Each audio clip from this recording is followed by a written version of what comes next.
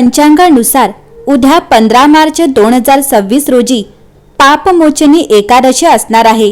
पापमोचनी एकादशी ही कृष्ण पक्षातील एकादशी तिथी 14 मार्च रोजी सकाळी 8:10 सुरू होईल आणि 15 मार्च रोजी सकाळी 9:16 संपेल।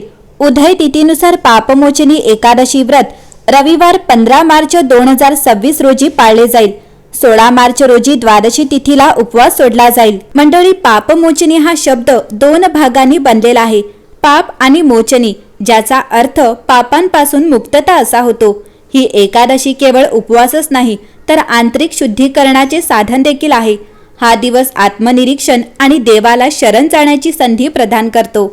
शास्त्रांमध्ये असे म्हटले आहे की जो भक्त या दिवशी भगवान हरीची पूजा करतो, पूजेदरम्यान त्यांना तुळशीची पाने अर्पण करतो, देवतेच्या मूर्तीसमोर दिवा लावतो आणि भक्तीने मंत्रांचा जप करतो, त्याच्या जीवनातील सर्व संकटांपासून मुक्ती मिळते।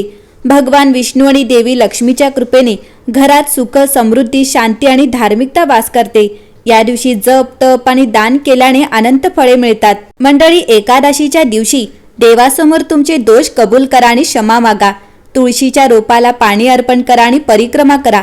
विष्णू सहस्त्रनाम किंवा हरिनाम संकीर्तनाचे पठण करा। सत्य, करुणा आणि संयम आचरणात आणा। गरजूंना मदत करा।